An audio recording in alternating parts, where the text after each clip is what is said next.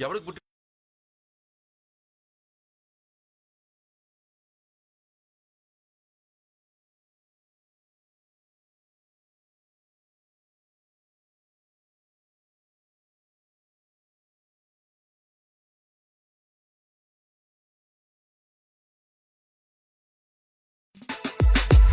ಬದಲಾಯ್ತು ವೇಷ ಮಾರ್ಹೋಯ್ತು ಲಂಗ ದಾವಣಿ ಮಾಯಾ ಚಿಂದಿ ಜೀನ್ಸು ಆಯಾ ಏನಾದ್ರೂ ಮಾಡು ಚೆನ್ನಾಗಿ ಕಾಣು ತಿಳ್ಕೋಬೇಕಾ ಹೊಸ ಬ್ಯೂಟಿ ಕೊಟ್ಟು ಸದ್ಗುರು ಸೋಪಲ್ಲಿದೆ ಕಡ್ಲೆ ಹಿಟ್ಟು ಪರಿಶುದ್ಧ ಕಡಲೆ ಹಿಟ್ಟಿನಿಂದ ತಯಾರಾಗಿದೆ Sadguru Ayurveda gram flour soap.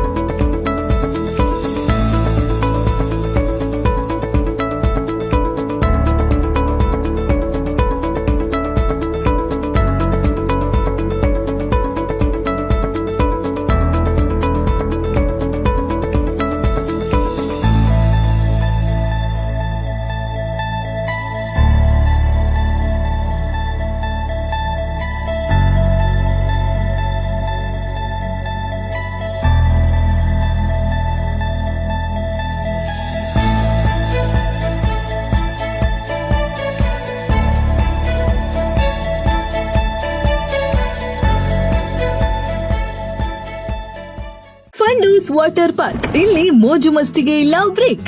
Customer satisfaction ನಲ್ಲಿ ಅತಿ ಹೆಚ್ಚು ರೇಟಿಂಗ್ ಹೊಂದಿರುವ one of the best and affordable water park ಎಂದು ಮಧ್ಯ ಕರ್ನಾಟಕ ಭಾಗದಲ್ಲಿ ಹೆಸರುವಾಸಿಯಾಗಿರುವ ನಮ್ಮ ಫಂಡೂಸ್ ವಾಟರ್ ಪಾರ್ಕ್ ನಲ್ಲಿ pendulum slide, body wave slide, high speed slide, tunnel slide ಹೀಗೆ 15ಕ್ಕೂ ಹೆಚ್ಚು ಬಗೆಯ ನೀರಿನ ಆಟಗಳು ಹಾಗೂ zip line, wall climbing, 360 degree cycle ನಂತಹ 18ಕ್ಕೂ ಹೆಚ್ಚು ಬಗೆಯ ಸಾಹಸ ಕ್ರೀಡೆಗಳ ಜೊತೆಗೆ ಮಧ್ಯಾಹ್ನದ ಊಟ ಕೂಡ ಕಾಂಪ್ಲಿಮೆಂಟರಿ ಆಗಿ ನೀಡಲಾಗುತ್ತಿದೆ. ನಮ್ಮ ಈ Fundoos water park one day ಟ್ರಿಪ್ಗೆ ಹೇಳಿ ಮಾಡಿಸಿದಂತಹ ಪ್ಲೇಸ್ ಆಗಿದೆ. ಮತ್ತೆ ತಡ ಏಕೆ, ಈಗಲೇ ಭೇಟಿ ನೀಡಿ. ಸದ್ಗುರು ಆಯುರ್ವೇದ ಗ್ರಾಮ್ ಫ್ಲೋರ್ ಸೋಪ್. ಇದ್ರಿಂದ ನನ್ ಮುಖದ ಮೇಲಿನ ಮೊಡವೆ ಎಲ್ಲ ಮಾಯ ಆಯ್ತು. ನನ್ ಮುಖಕ್ಕೆ ನ್ಯಾಚುರಲ್ ಕಾಂತಿ ಸಿಕ್ತು. ಈಗ ಹೋದ್ ಕಡೆ ಎಲ್ರೂ ಹೇಳ್ತಾರೆ ನಾನ್ ತುಂಬಾ ಬೆಳ್ಳಗಾಗಿದ್ದೀನಿ ಅಂತ. ಸದ್ಗುರು ಆಯುರ್ವೇದ ಗ್ರಾಮ್ ಫ್ಲೋರ್ ಸೋಪ್ ನನ್ ಬ್ಯೂಟಿ ಪಾರ್ಟ್ನರ್. ಪರಿಶುದ್ಧ ಕಡಲೆ ಹಿಟ್ಟಿನಿಂದ ತಯಾರಾಗಿದೆ. Sadguru Ayurveda gram flour soap.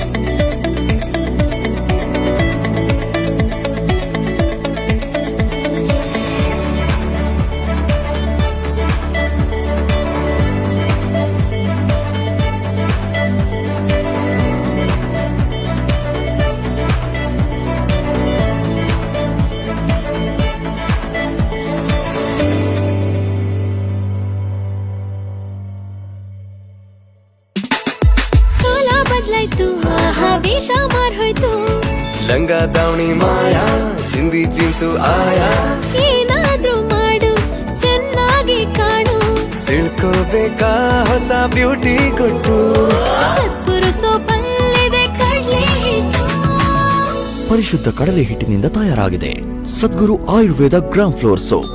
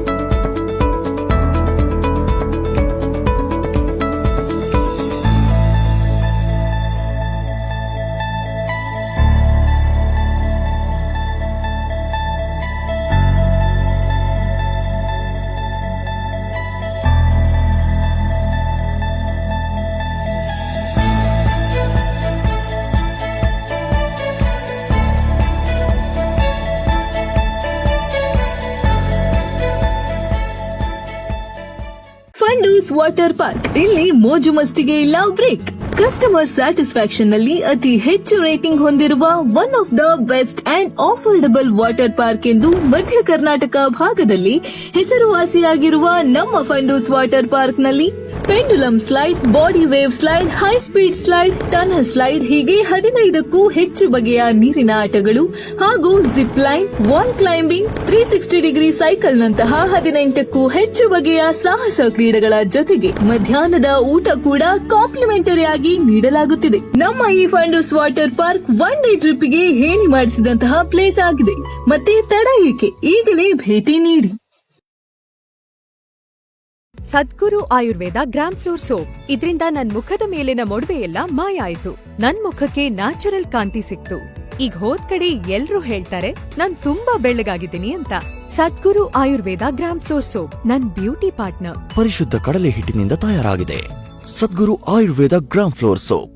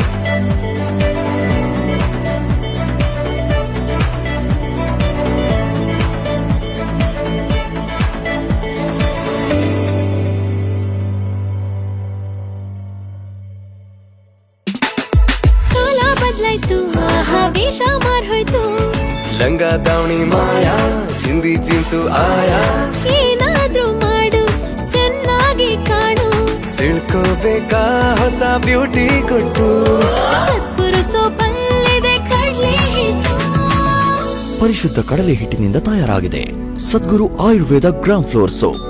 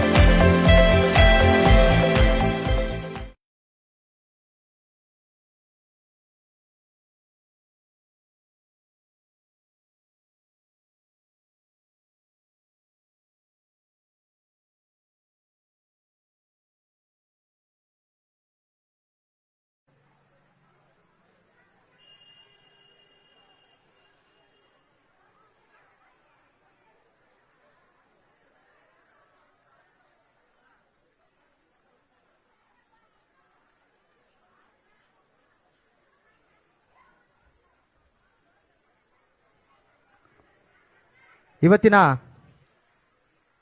ಸಭಾ ಕಾರ್ಯಕ್ರಮ ಆರಂಭ ಮಾಡಲು ಮುಂಚೆ ಇವತ್ತಿನ ಕಾರ್ಯಕ್ರಮಕ್ಕೆ ಆಗಮಿಸಿರುವಂಥ ಗಣ್ಯ ವ್ಯಕ್ತಿಗಳನ್ನ ವೇದಿಕೆ ಮೇಲೆ ಆಹ್ವಾನ ಮಾಡ್ಕೊತೀನಿ. ಮೊದಲನೇದಾಗಿ ಕಾರ್ಯಕ್ರಮದ ಅಧ್ಯಕ್ಷತೆ ವಹಿಸಿಕೊಂಡಿರುವಂತಹ ಶ್ರೀ ಬಿ ನಯನ್ ಅವರು, ಅಧ್ಯಕ್ಷರು ಹಿಂದೂ ಮಹಾಗಣಪತಿ ಸಭಾ ಸೇವಾ ಸಮಿತಿಯವರು, ದಯವಿಟ್ಟು ಅವರು ವೇದಿಕೆ ಮೇಲೆ ಬರಬೇಕು ಅಂತ. ಮತ್ತೆ ಇವತ್ತಿನ ಪ್ರಮುಖ ಭಾಷಣ ಪ್ರಭಂಜನ್ ಅವರು, ಪ್ರಾಂತ ಸಂಯೋಜಕರು, ಬಜರಂಗ್ ದಳ ಕರ್ನಾಟಕ ದಕ್ಷಿಣ, ಇವರು ಕೂಡ ವೇದಿಕೆ ಮೇಲೆ ಬರಬೇಕು ಅಂತ ಕೇಳ್ಕೊತಾ ಇದ್ದೀನಿ. ಹಾಗೂ ಶ್ರೀ ಎನ್ ವೇದಮೂರ್ತಿಯವರು, ಸಮಿತಿಯ ಕೂಡ ವೇದಿಕೆ ಮೇಲೆ ಬರಬೇಕು ಅಂತ ಈ ಮೂಲಕ ಕೇಳ್ಕೊತಾ ಇದ್ದೀನಿ. ರವಿ ಮಲ್ಲಾಪುರ ಇವರು ಕೂಡ ವೇದಿಕೆ ಮೇಲೆ ಬರಬೇಕು ಅಂತ ಈ ಮೂಲಕ ಕೇಳ್ಕೊತಾ ಇದ್ದೀನಿ. ಹಾಗೂ ಮತ್ತೋರ್ವರು ಶ್ರೀ ದೀಪಕ್, ಇವರು ಕೂಡ ಸಮಿತಿಯ ಸದಸ್ಯರು, ಇವರು ಕೂಡ ವೇದಿಕೆ ಮೇಲೆ ಬರಬೇಕು ಅಂತ ಈ ಮೂಲಕ ಕೇಳ್ಕೊತಾ ಇದ್ದೀನಿ. ರಾಘವೇಂದ್ರ ಅವರು ನಗರ ಸುರಕ್ಷಾ ಪ್ರಮುಖ್ ಬಜರಂಗ್ ದಳ, ಇವರು ಕೂಡ ವೇದಿಕೆ ಮೇಲೆ ಬರಬೇಕು. ಪ್ರಮೋದ್ ನಗರ ಬಾಲ ಉಪನ್ಯಾಸ ಪ್ರಮುಖ್ ಬಜರಂಗ್ ದಳ, ಇವರು ಕೂಡ ವೇದಿಕೆ ಮೇಲೆ ಬರಬೇಕು. ಸಂಪತ್ ನಗರ ಸತ್ಸಂಗ ಪ್ರಮುಖ್ ಬಜರಂಗ್ ದಳ, ಇವರು ಕೂಡ ವೇದಿಕೆ ಮೇಲೆ ಬರಬೇಕು. ನಾಗಭೂಷಣ್ ಅವರು ನಮ್ಮ ಬಜರಂಗ್ ದಳದ ಕಾರ್ಯಕರ್ತರು, ಇವರು ಕೂಡ ವೇದಿಕೆ ಮೇಲೆ ಬರಬೇಕು. ಹಾಗೂ ತೇಜಸ್ MJ ಮಠ್ ಗ್ರಾಮಾಂತರ ಗೋರಕ್ಷಾ ಪ್ರಮುಖ್, ದಯವಿಟ್ಟು ಅವರು ಕೂಡ ವೇದಿಕೆ ಮೇಲೆ ಬರಬೇಕು. ಅನಿಲ್ ಅವರು ಬಜರಂಗ್ ದಳದ ಕಾರ್ಯಕರ್ತರು, ಇವರು ಕೂಡ ವೇದಿಕೆ ಮೇಲೆ ಬರಬೇಕು.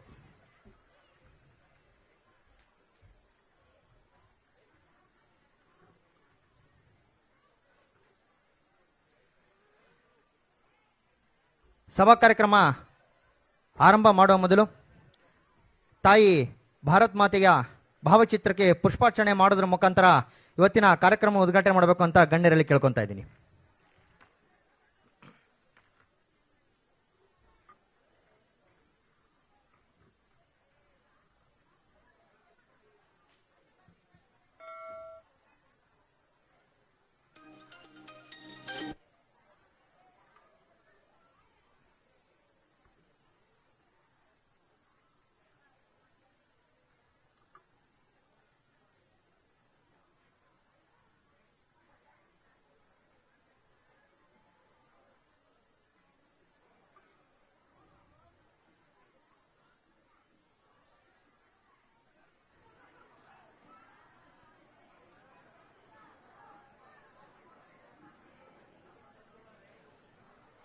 बोलो भारत माता की, बोलो भारत माता की, बोलो भारत माता की. ಪುಷ್ಪಾರ್ಚನೆ ಮಾಡಿದಂತಹ ಎಲ್ಲ ಗಣ್ಯರಿಗೆ ಧನ್ಯವಾದಗಳು. ನಮ್ಮ ಹಿಂದೂ ಸಂಪ್ರದಾಯ ಪ್ರಕಾರ ನಾವು ಯಾವುದೇ ಕಾರ್ಯಕ್ರಮ ಆರಂಭ ಮಾಡೋ ಮೊದಲು ಪ್ರಾರ್ಥನೆಯಿಂದನೇ ಮಾಡೋದು ನಮ್ಮ ಸಂಪ್ರದಾಯ. ಹಾಗಾಗಿ ಇವತ್ತಿನ ಕಾರ್ಯಕ್ರಮದ ಪ್ರಾರ್ಥನೆ ಶ್ರೀಮತಿ ನಂದಿನಿ ಗುಪ್ತಾ ಅವರು, ದಯವಿಟ್ಟು ಅವರು ವೇದಿಕೆ ಮೇಲೆ ಬರಬೇಕು.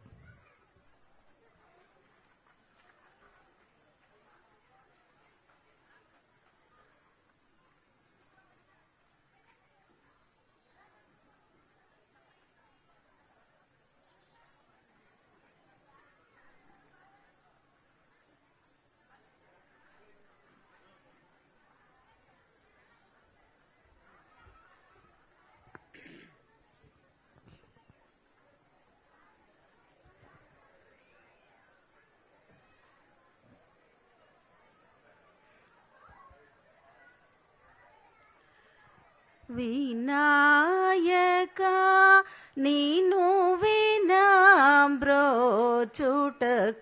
ವಿನಾಯಕ ನೀನು ವಿನಮ್ರೋಚುಟಕು, ವೇರೆವರುರ ವಿಘ್ನರಾಜ, ವೇರೆವರುರ ವಿಘ್ನರಾಜ ವಿನಾಯಕ.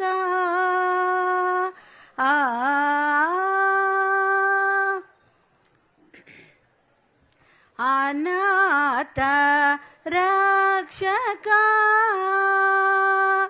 ಅನಾಥ ರಕ್ಷಕ, ಅನಾಥ ರಕ್ಷಕ ನೀವೇ ಗಾದ, ಅನಾಥ ರಕ್ಷಕ ನೀವೇ ಗಾದ, ಆದరించి ಮಮು ಬ್ರೋವರಾದ,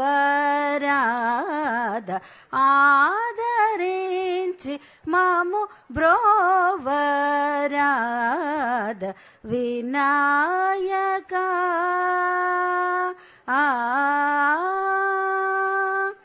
ಸರಸಿರುಹಾ ಋಣಯುಗ ಚರಣಂ, ಸರಸಿರುಹಾ ಋಣಯುಗ ಚರಣಂ, सततमुश्रित जना संकटहरण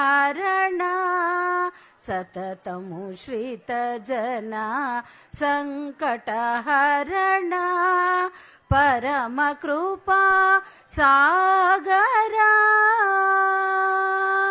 परम कृपा सागरा परम कृपा सागर वारसुगुण परम कृपा सागर वारसुगुण पालित जन गोपाल दासनुत पालित जन गोपाल दासनुत विनायक नीनु विना ब्रोचुटकु वेरे वरुरा विघ्नराज विनायक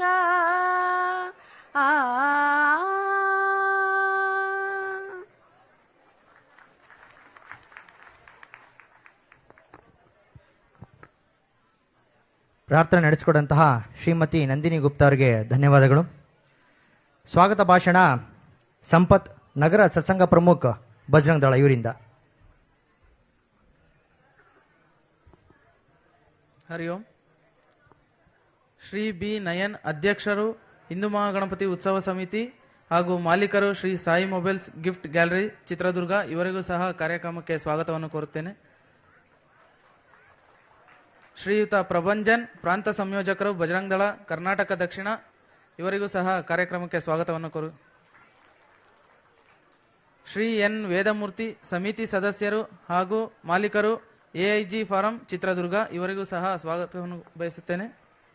ಶ್ರೀ ದೀಪಕ್ ಸಮಿತಿ ಸದಸ್ಯರು ಹಾಗೂ ನಗರಸಭಾ ಸದಸ್ಯರು ಚಿತ್ರದುರ್ಗ ಇವರಿಗೂ ಸಹ ಸ್ವಾಗತವನ್ನು ಕೋರುತ್ತೇನೆ.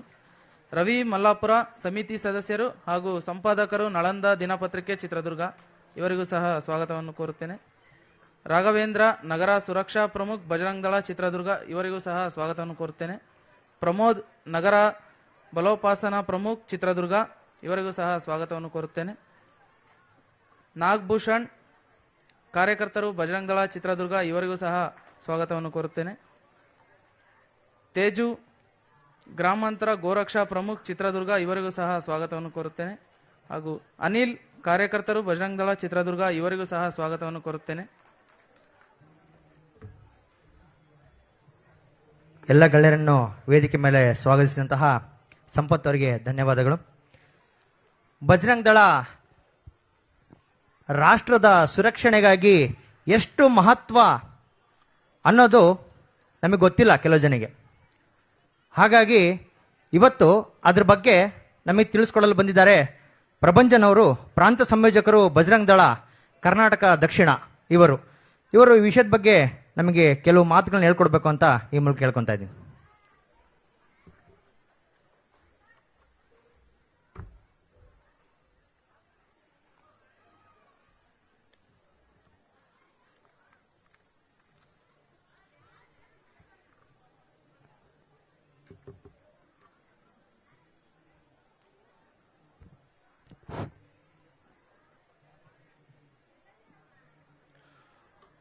ಭಾರತ್ ಮಾತಾ ಕಿ. ಎರಡು ಕೈಗಳನ್ನ ಮೇಲೆತ್ತೇಳೋಣ. ಭಾರತ್ ಮಾತಾ ಕಿ. ಇನ್ನೂ ಸ್ವಲ್ಪ ತುಂಬಾ ಜನ ಹೇಳಲಿಲ್ಲ. ಭಾರತ್ ಮಾತಾ ಕಿ. ತಾಯಿ ಭಾರತ ಮಾತೆಯನ್ನ ಭಕ್ತಿಪೂರ್ವಕವಾಗಿ ನಮಿಸಿ, ಪವನಸುತ ಹನುಮಂತನನ್ನ ಭಕ್ತಿಯಿಂದ ಸ್ಮರಿಸಿ, ಗಣಪತಿಗೆ ಸಾಷ್ಟಾಂಗ ನಮಸ್ಕಾರಗಳನ್ನು ಮಾಡ್ತಾ, ವೇದಿಕೆಯಲ್ಲಿರುವಂತಹ ಎಲ್ಲ ಗಣ್ಯರೇ ಹಾಗೂ ಈ ಕಾರ್ಯಕ್ರಮದಲ್ಲಿ ಬಂದಿರತಕ್ಕಂಥ ಎಲ್ಲ ದೇಶಭಕ್ತ ಬಂಧುಗಳಿಗೆ ನನ್ನ ನಮಸ್ಕಾರಗಳು. ಆತ್ಮೀಯ ಬಂಧುಗಳೇ, ಇವತ್ತು ರಾಷ್ಟ್ರ ರಕ್ಷಣೆಯಲ್ಲಿ ಬಜರಂಗ ದಳದ ಪಾತ್ರ ಅನ್ನುವಂತಹ ವಿಷಯವನ್ನು ನನಗೆ ಕೊಟ್ಟಿದ್ದಾರೆ. ಇವತ್ತು ಇಷ್ಟು ಸುರಕ್ಷಿತವಾಗಿ ನಾವೆಲ್ಲರೂ ಕೂಡ ಇಲ್ಲಿ ಬಂದು ತುಂಬಾ ಚೆನ್ನಾಗಿ ಇಷ್ಟೆಲ್ಲ ಮಾತಾಡ್ಕೊಂಡು ಅಕ್ಕಪಕ್ಕ ಕೂತ್ಕೊಂಡಿದೀವಿ ಅಂತಂದ್ರೆ ಇದರ ಬಹುದೊಡ್ಡ ಪಾಲು ಬಜರಂಗ್ ದಳಕ್ಕೆ ಸೇರುತ್ತೆ ಅಂತಂದ್ರೆ ತಪ್ಪಾಗೋದಿಲ್ಲ. ಹಾಗಾಗಿ ನಾವು ದಯವಿಟ್ಟು ಗಮನ ಇಟ್ಟು ಇಲ್ಲಿ ಕೇಳಬೇಕು ಅಂತ ನಾನು ಪ್ರಾರ್ಥನೆ ಮಾಡ್ಕೊಳ್ತೇನೆ ತಮ್ಮ ಹತ್ರ. ರಾಷ್ಟ್ರ ರಕ್ಷಣೆಯಲ್ಲಿ ಬಜರಂಗ ದಳದ ಪಾತ್ರ ಅನ್ನುವಂಥ ವಿಷಯ ಇದೆ. ಹಾಗಾಗಿ ಬಜರಂಗ ದಳದ ಹಿನ್ನೆಲೆ ಅಂದ್ರೆ ಹೇಗೆ ಪ್ರಾರಂಭ ಆಯಿತು, ಯಾಕೆ ಪ್ರಾರಂಭ ಆಯಿತು ಅನ್ನೋದ್ರ ಮುಖಾಂತರ ನಾನು ಮುಂದುವರಿಸ್ತೇನೆ ನನ್ನ ಮಾತನ್ನ. ತಮ್ಮೆಲ್ಲರಿಗೂ ಗೊತ್ತಿರಬಹುದು, ಇಡೀ ಜಗತ್ತಿನಲ್ಲಿರ್ತಕ್ಕಂಥ ಎಲ್ಲ ಹಿಂದೂಗಳನ್ನ ಒಟ್ಟು ಮಾಡುವ ದೃಷ್ಟಿಯಿಂದ ಜಗತ್ತಿನ ಯಾವುದೇ ಹಿಂದೂಗಳಿಗೆ ಸಮಸ್ಯೆ ಆದರೆ ಆ ಸಮಸ್ಯೆಯನ್ನ ಬಗೆಹರಿಸಲಿಕ್ಕೆ ಇರುವಂತಹ ಏಕೈಕ ಸಂಘಟನೆ ಅದು ವಿಶ್ವ ಹಿಂದೂ ಪರಿಷತ್. ಇಂತಹ ವಿಶ್ವ ಹಿಂದೂ ಪರಿಷತ್ ಹಿಂದೂಗಳಲ್ಲಿ ಆತ್ಮಸ್ಥೈರ್ಯವನ್ನ ತುಂಬುವ ನಿಟ್ಟಿನಲ್ಲಿ ಈ ಸಮಾಜವನ್ನ ಜಾಗೃತಗೊಳಿಸಬೇಕು. ಜಾತಿ, ಮತ, ಪಂಥ, ಪಂಗಡ ಇವೆಲ್ಲದರಿಂದ ಆಚೆಗೆ ಇಡೀ ಹಿಂದೂ ಸಮಾಜವನ್ನ ಒಟ್ಟು ಮಾಡಬೇಕು ಅನ್ನುವಂಥ ನಿಟ್ಟಿನಲ್ಲಿ ನಿರಂತರ ಪ್ರಯತ್ನ ಮಾಡ್ತಾ ಇರ್ತಕ್ಕಂಥ ಸಂಘಟನೆ. ಹೀಗೆ ತನ್ನ ಕಾರ್ಯಚಟುವಟಿಕೆ ಮಾಡಬೇಕಾದ್ರೆ ಇಡೀ ಸಮಾಜವನ್ನ ಹೇಗೆ ಒಟ್ಟು ಮಾಡಬೇಕು ಅನ್ನುವಂಥ ಯೋಚನೆ ವಿಶ್ವ ಹಿಂದೂ ಪರಿಷತ್ಗೆ ಬಂತು. ಯಾವ ಸಮಾಜ ನಮ್ಮ ಮೇಲೆ ಆಘಾತಗಳಿಂದ ಆತ್ಮಸ್ಥೈರ್ಯವನ್ನು ಕಳ್ಕೊಳ್ತೋ, ಯಾವ ಸಮಾಜ ಜಾತಿ ಮತ ಪಂಥಗಳಲ್ಲಿ ಮುಳುಗೋಯ್ತೋ, ಈ ಸಮಾಜವನ್ನ ಒಟ್ಟು ಮಾಡಬೇಕು ಅಂತ ಭಾರಿ ದೊಡ್ಡ ಒಂದು ಜವಾಬ್ದಾರಿಯನ್ನ ವಿಶ್ವ ಹಿಂದೂ ಪರಿಷತ್ ಯೋಚನೆ ಮಾಡ್ತು. ಈ ಕಾರಣಕ್ಕಾಗಿ ಏನು ಮಾಡಬೇಕು ಅಂತಂದಾಗ ಮರ್ಯಾದಾ ಪುರುಷೋತ್ತಮ ಅಂದ್ರೆ ರಾಷ್ಟ್ರ ಪುರುಷ ಪ್ರಭು ಶ್ರೀರಾಮ ಜನ್ಮಸ್ಥಳದಲ್ಲಿ ಮಂದಿರವನ್ನು ನಿರ್ಮಾಣ ಮಾಡುವುದರ ಮುಖಾಂತರ ಭಾರತೀಯರಲ್ಲಿ ನಾವೆಲ್ಲ ಹಿಂದೂ, ನಾವೆಲ್ಲ ಒಂದು ಅಂತುವಂತಹ ಒಂದು ಒಗ್ಗಟ್ಟನ್ನು ಮೂಡಿಸಬೇಕು, ಸಾಮರಸ್ಯವನ್ನು ಮೂಡಿಸಬೇಕು ಅನ್ನೋ ನಿಟ್ಟಿನಲ್ಲಿ ಸಂಘಟನೆ ವಿಶ್ವ ಹಿಂದೂ ಪರಿಷತ್ ಹೆಜ್ಜೆ ಹಾಕ್ಲಿಕ್ಕೆ ಶುರು ಮಾಡ್ತು. ಹೀಗೆ ಪ್ರಾರಂಭ ಆಗಿರಬೇಕಾದ್ರೆ ಅಷ್ಟು ಸುಲಭವಾದ ಕೆಲಸ ಇರಲಿಲ್ಲ ಬಂಧುಗಳೇ. ಯಾಕೆ ಅಂತಂದ್ರೆ ನಾನು ಇತ್ತೀಚಿನ ಭಾಷಣಗಳಲ್ಲಿ ಹೇಳ್ತಾ ಇರ್ತೇನೆ, ನಾನು ಹಿಂದೂ ಸಮಾಜ ಅನ್ನೋದು ಯಾರನ್ನಾದ್ರೂ ಕೇಳಿದ್ರೆ ತುಂಬಾ ಸರಿ ಹೇಳ್ತಾರೆ ಭಾಷಣಗಳಲ್ಲಿ, ಎಲ್ಲಿದೆ ಅಂತಂದ್ರೆ ತುಂಬಾ ಜನ ಉತ್ತರ ಭಾರತದವ್ರು ಕೇಳಿದ್ರೆ ದಕ್ಷಿಣ ಭಾರತದ ಕಡೆ, ದಕ್ಷಿಣ ಭಾರತದ ಕೇಳಿದ್ರೆ ಉತ್ತರ ಭಾರತದ ಕಡೆ ತೋರಿಸುವಂತ ಪರಿಸ್ಥಿತಿ ಇತ್ತು. ಈಗಿರುವಂತ ಸಮಾಜವನ್ನ ಒಟ್ಟು ಮಾಡುವಂತ ದೊಡ್ಡ ಕೆಲಸ ಸಾಧ್ಯವಾ ಅಂತಂದ್ರೆ ತುಂಬಾ ಜನ ನಕ್ಕಿದ್ದು ಇದೆ. ಸಾಧ್ಯ ಇಲ್ಲ, ಹಿಂದೂಗಳನ್ನ ಹೇಗೆ ಒಟ್ಟು ಮಾಡ್ಲಿಕ್ಕೆ ಸಾಧ್ಯ ಅಂತ. ಕೆಲವರು ಹೇಳ್ತಾ ಇದ್ರು, ಕಪ್ಪೆಗಳನ್ನ ಬೇಕಾದ್ರೂ ಒಂದು ತಕ್ಕಡಿಯಲ್ಲಿ ತೂಗಬಹುದು, ಕಪ್ಪೆಯನ್ನ ತೂಗೋದಂದ್ರೆ ಅಷ್ಟು ಸುಲಭವಾದ ಕೆಲಸ ಅಲ್ಲ, ನಮ್ಗೆ ಗೊತ್ತಿದೆ. ಒಂದು ಹಾಕಿದ್ರೆ ಇನ್ನೊಂದು ಆರ್ತಾ ಇರುತ್ತೆ, ಅದನ್ನ ಬೇಕಾದ್ರೂ ಕಷ್ಟಪಟ್ಟು ತೂಗಬಹುದು. ಆದ್ರೆ ಹಿಂದೂ ಸಮಾಜವನ್ನ ತೂಗಲಿಕ್ಕೆ ಕಷ್ಟ. ಯಾಕೆಂದ್ರೆ ಜಾತಿ ಮತ ಪಂಥ ಪಂಗಡದಲ್ಲಿ ಈ ಸಮಾಜ ಹೊಡೆದೋಗಿದೆ, ಏನ್ ಮಾಡ್ಲಿಕ್ಕೆ ಸಾಧ್ಯ? 4 ಜನ ಒಟ್ಟಾಗೋದಿಲ್ಲ. ಇವತ್ತು ಈ ರೀತಿ ನಾವು ಕುತ್ಕೊಂಡು ಒಂದು ಧಾರ್ಮಿಕ ಸಭೆಯಲ್ಲಿ ಕೂರ್ತೀವಿ ಅಂತಂದ್ರೆ ಸಾಧ್ಯ, ಅದು ಭಾರಿ ಕಷ್ಟ. ಇವತ್ತೇನೋ ವಿಶ್ವ ಹಿಂದೂ ಪರಿಷತ್ ಈ ತರ ಕಾರ್ಯಕ್ರಮ ಮಾಡ್ತಿರೋದ್ರಿಂದ ಅಥವಾ ಬೇರೆ ಬೇರೆ ಕೆಲವು ಧಾರ್ಮಿಕ ಕಾರ್ಯಕ್ರಮ ಮಾಡ್ತಿರೋದು ಕೂರ್ತಾ ಇದ್ದೀವಿ. ಸಹಜವಾಗಿ ಕೂರುವಂತ ಪರಿಸ್ಥಿತಿ ಇರಲಿಲ್ಲ ನಮ್ಮ ಹತ್ರ. ಅಪ್ಪಿತಪ್ಪಿ 4 ಜನ ಹಿಂದೂಗಳು ಒಟ್ಟಾಗ್ತಾರೆ ಅಂತಂದ್ರೆ ಎಲ್ಲಿ ಅಂತ ಹೇಳಿದ್ರೆ ಅದು ಮೇಲ್ಗಡೆ ಒಂದು ಹೆಣ ಇರಬೇಕು, ಅವಾಗ ಮಾತ್ರ 4 ಜನ ಒಟ್ಟಿಗೆ ಹೋಗ್ತಾರೆ. ವಾಪಸ್ ಬರಬೇಕಾದ್ರೆ ಆ 4 ಜನನು ಒಟ್ಟಿಗೆ ಇರೋದಿಲ್ಲ ಅಂತ. ಈಗಿರೋ ಸಮಾಜವನ್ನ ಒಟ್ಟು ಮಾಡಬೇಕು ಅನ್ನುವಂತಹ ದೊಡ್ಡ ನಿರ್ಧಾರವನ್ನ ವಿಶ್ವ ಹಿಂದೂ ಪರಿಷತ್ ಕೈಗೆತ್ಕೊಳ್ತು. ಹೀಗೆ ಯೋಚನೆ ಮಾಡಿರ್ತಕ್ಕಂಥದ್ದು ರಾಮ ಜನ್ಮಭೂಮಿಯನ್ನ ಹೋರಾಟವನ್ನ ಕೈಗೆತ್ಕೊಳ್ಬೇಕು ಯೋಚನೆ ಮಾಡಿದ್ರು. ಯಾಕೆ ಅಂತಂದ್ರೆ ಕಾಶ್ಮೀರದಿಂದ ಕನ್ಯಾಕುಮಾರಿವರೆಗೆ ನಮ್ಮದು ಭಾಷೆ ಚೇಂಜ್ ಆಗಿರ್ಬೋದು, ಭಾವನೆಗಳು ಚೇಂಜ್ ಇರಬಹುದು, ಆದ್ರೆ ನಾವೆಲ್ಲರೂ ಹಿಂದೂಗಳು ಅನ್ನುವಂಥದ್ದು ಅಂದ್ರೆ ರಾಮನನ್ನ ಪೂಜೆ ಮಾಡುವಂಥದ್ದು ಭಾರಿ ಗಟ್ಟಿಯಾಗಿ ಸಮಾಜದಲ್ಲಿತ್ತು. ಇದನ್ನ ಹಿಡ್ಕೊಂಡು ಈ ಸಮಾಜವನ್ನು ಎತ್ತಬೇಕು ಅಂತ ಹೇಳಿ ವಿಶ್ವ ಹಿಂದೂ ಪರಿಷತ್ ಕಾಶ್ಮೀರದಿಂದ ಕನ್ಯಾಕುಮಾರಿವರೆಗೂ ರಾಮ ಜನ್ಮಭೂಮಿಯ ಆಂದೋಲನದ ವಿಚಾರವಾಗಿ ಇಡೀ ದೇಶವನ್ನ ಒಟ್ಟು ಮಾಡ್ಲಿಕ್ಕೆ ಶುರು ಮಾಡ್ತು. ಯಾರ್ಯಾರು ನಕ್ಕಿದ್ರೋ ಅವ್ರು ಕೊನೆಗೆ ಹುಚ್ಚರಾಗಬೇಕಾಯ್ತು. ಯಾಕಂದ್ರೆ ಈ ಸಮಾಜ ರಾಮನ ಹೆಸರಿನಲ್ಲಿ ಒಟ್ಟಾಗ್ಲಿಕ್ಕೆ ಶುರು ಆಯ್ತು. ಹೀಗೆ ವಿಶ್ವ ಹಿಂದೂ ಪರಿಷತ್ ಹೋರಾಟವನ್ನು ಕೈಗೆತ್ತಿಕೊಂಡಾಗ ರಾಮ ಜಾನಕಿ ರಥಯಾತ್ರೆಯನ್ನ ಪ್ರಾರಂಭ ಮಾಡಬೇಕು ಅಂತ ಯೋಚನೆ ಮಾಡುತ್ತೆ. ಉತ್ತರ ಪ್ರದೇಶದಲ್ಲಿ ರಾಮ ಜಾನಕಿ ರಥಯಾತ್ರೆ ಪ್ರಾರಂಭ ಮಾಡಬೇಕು ಅಂತಂದಾಗ ಸಾಧು ಸಂತರು ಎಲ್ಲ ಕೂತು ಯೋಚನೆ ಮಾಡ್ತಾರೆ, ಹೌದು, ಒಳ್ಳೆಯ ಕೆಲಸ, ಇಡೀ ದೇಶಾದ್ಯಂತ ನಾವು ಹಿಂದೂಗಳನ್ನು ಒಟ್ಟು ಮಾಡಬಹುದು ಅಂತ. ಯಾವಾಗ ಇದನ್ನು ಯೋಚನೆ ಮಾಡ್ತೋ ಆ ಕ್ಷಣವೇ ಕೆಲವು ಈ ದೇಶದಲ್ಲಿರ್ತಕ್ಕಂಥ ದೇಶದ್ರೋಹಿಗಳು ಮತಾಂಧರು ಹೇಳ್ತಾರೆ, ಯಾವ ಕಾರಣಕ್ಕೂ ನಿಮ್ಮ ರಾಮ ಜಾನಕಿ ರಥಯಾತ್ರೆ, ಆ ರಥಯಾತ್ರೆ ಅಯೋಧ್ಯೆಗೆ ಮುಟ್ಲಿಕ್ಕೆ ಬಿಡೋದಿಲ್ಲ ಅಂತ. ಯಾರ ರಥಯಾತ್ರೆ ಅದು? ರಾಮನ ರಥಯಾತ್ರೆ. ಯಾರು ರಾಮ? ರಾಷ್ಟ್ರ ಪುರುಷ. ಆ ರಾಷ್ಟ್ರ ಪುರುಷನ ರಥಯಾತ್ರೆನ ಅಯೋಧ್ಯೆಗೆ ಬಿಡೋದಿಲ್ಲ ನಾವು ಅಂತ ಹೇಳಿದ್ರು. ಆಗ ಯೋಚನೆ ಮಾಡ್ತು, ಏನು ಮಾಡಬೇಕು? ಸಾಧು ಸಂತರು ಯೋಚನೆ ಮಾಡಿದ್ರು, ಏನು ಮಾಡಬೇಕು, ಈ ತರ ಹೇಳ್ತಾ ಇದ್ದಾರಲ್ಲ ಅಂತ. ಆಗ ನಿರ್ಧಾರ ಮಾಡ್ತು ವಿಶ್ವ ಹಿಂದೂ ಪರಿಷತ್, ಏನು ತ್ರೇತಾಯುಗದಲ್ಲಿ ರಾಮನ ಕಾರ್ಯಕ್ಕೆ ಹೇಗೆ ಹನುಮಂತ ನಿಂತನೋ, ಇವತ್ತು ಈ ಮಹಾಪುರುಷ ರಾಮನ ಮಂದಿರ ನಿರ್ಮಾಣ ಆಗಬೇಕು ಅಂದ್ರೆ ಮತ್ತೆ ಹನುಮಂತ ಬರಬೇಕು ಅಂತ ಯೋಚನೆ ಮಾಡ್ತು. ಅದರ ಕಾರಣಕ್ಕೋಸ್ಕರ 1984ರಲ್ಲಿ ಏನು ಇವರು ಹೇಳಿದ್ರಲ್ಲ, ನಿಮ್ಮ ರಥಯಾತ್ರೆ ಅಯೋಧ್ಯೆಗೆ ಮುಟ್ಲಿಕ್ಕೆ ಬಿಡೋದಿಲ್ಲ ಅಂತ, ಇದನ್ನ ಗಟ್ಟಿಯಾಗಿ ಎದುರಿಸುವಂತ ತಾಕತ್ ಯಾರಿಗಾದ್ರೂ ಇದ್ರೆ ಒಂದು ಯುವಕರಿಗೆ ಮಾತ್ರ ಹಿಂದೂ ತರುಣರನ್ನು ಒಟ್ಟು ಮಾಡಬೇಕು, ಅದಕ್ಕೊಂದು ಹೆಸರು ಕೊಡಬೇಕು ಅಂತಂದಾಗ 1984ರಲ್ಲಿ ಪ್ರಾರಂಭ ಆಗಿದ್ದು ಬಜರಂಗ ದಳ. ಸ್ನೇಹಿತರೆ, ಹೀಗೆ ಬಜರಂಗ ದಳ ಪ್ರಾರಂಭ ಆಗಿದ್ದು. ಯಾವ ರಾಷ್ಟ್ರ ಪುರುಷನ ರಥಯಾತ್ರೆ ಅಯೋಧ್ಯೆಗೆ ಬಿಡೋದಿಲ್ಲ ಅಂತ ಹೇಳಿದ್ವೋ ಆ ರಥಯಾತ್ರೆ ಯಶಸ್ವಿಯಾಗಿ ಮುಂದೆ ಹೋಯ್ತು, ಚೆನ್ನಾಗಿ ಆಯ್ತು. ಕಾರಣ ಬಜರಂಗ ದಳ ಒಂದು ಆವಾಜ್ ಆಗ್ತು, ನೀವೇನಾದ್ರೂ ಅಯೋಧ್ಯೆಯ ರಾಮನ ರಥಯಾತ್ರೆ ಅಂತ ತಡೆದಿದ್ದೆ ಆದ್ರೆ ನಾವು ನಿಮ್ಮ ಯಾವ ಶ್ರದ್ಧಾ ಕೇಂದ್ರಗಳಂತ ಹೇಳ್ತಿರೋ ಆ ಸ್ಥಳದಲ್ಲಿ ಹನುಮಾನ್ ಚಾಲೀಸ ಪಠಣ ಮಾಡ್ತೇವೆ ಅಂತ ಹೇಳಿದ ತಕ್ಷಣವೇ ಅವರು ಯಾವ ಆವಾಜ್ ಹಾಕಿ ಹೊರಗಡೆ ನಿಲ್ಲಿಸಲಿಕ್ಕೆ ಪ್ರಯತ್ನ ಪಟ್ಟರು ಅದನ್ನು ವಾಪಸ್ ತಗೊಂಡ್ರು, ಸುಮ್ಮನೆ ಮನೇಲಿ ಕೂತ್ರು, ಯಶಸ್ವಿಯಾಗಿ ರಾಮನ ರಥಯಾತ್ರೆ ಆಯ್ತು. ಹೀಗೆ ಬಜರಂಗ ದಳ ಹುಟ್ಟಿದ್ದು ಹೋರಾಟದಿಂದ, ಹೋರಾಟಕ್ಕೋಸ್ಕರವೇ ಹುಟ್ಟಿತು. ಅವತ್ತು ಹುಟ್ಟಿದ್ದು ಉತ್ತರ ಪ್ರದೇಶದಲ್ಲಿ, ಆದರೆ ಇವತ್ತು ಇಡೀ ದೇಶವ್ಯಾಪಿ ಬಜರಂಗ ದಳ ಇರುವಂಥದ್ದು. ಅವತ್ತು ರಾಮನ ಕಾರ್ಯಕ್ಕೋಸ್ಕರ ಬಜರಂಗ ದಳ ಪ್ರಾರಂಭ ಆಯಿತು.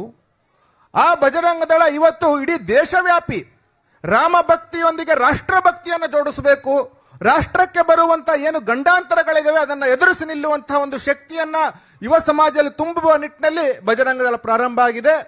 ಈ ಬಜರಂಗ ದಳ ಭಾರತದ ಹಿಂದೂಗಳ ಅತಿ ದೊಡ್ಡ ಸಂಘಟನೆ ಅಂದ್ರೆ ಅದು ಬಜರಂಗ ದಳ. ಸ್ನೇಹಿತರೆ, ಹೀಗೆ ಬಜರಂಗ ದಳ ಹುಟ್ಟಿರ್ತಕ್ಕಂಥದ್ದು. ನಾನು ಹೇಳಿದೆ ರಾಷ್ಟ್ರ ಪುರುಷನ ಕಾರ್ಯಕ್ಕೋಸ್ಕರ ಬಜರಂಗ ದಳ ಪ್ರಾರಂಭ ಆಯಿತು ಅಂತ.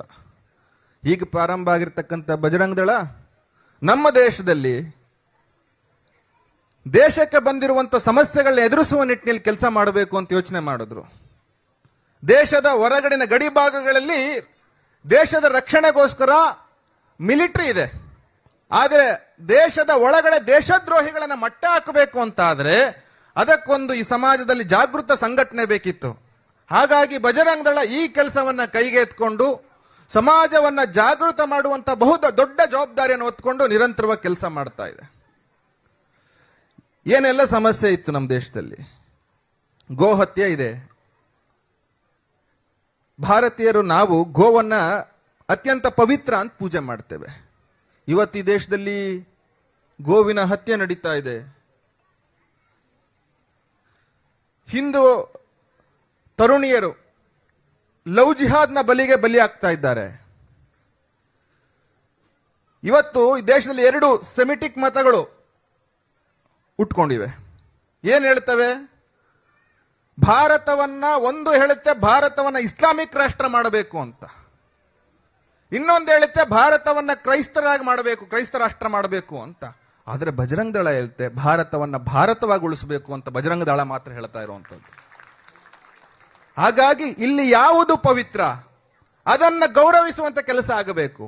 ಭಾರತೀಯರಂದ್ರೆ ಈ ದೇಶದಲ್ಲಿ ಗೋವನ್ನ ಅತ್ಯಂತ ಪೂಜನೀಯ ಸ್ಥಾನದಿಂದ ಕಾಣ್ತೇವೆ. ಆ ಗೋಮಾತೆಯನ್ನ ರಕ್ಷಣೆ ಮಾಡುವಂತ ಜವಾಬ್ದಾರಿಯನ್ನ ಬಜರಂಗ ದಳ ಹೊತ್ಕೊಳ್ತು.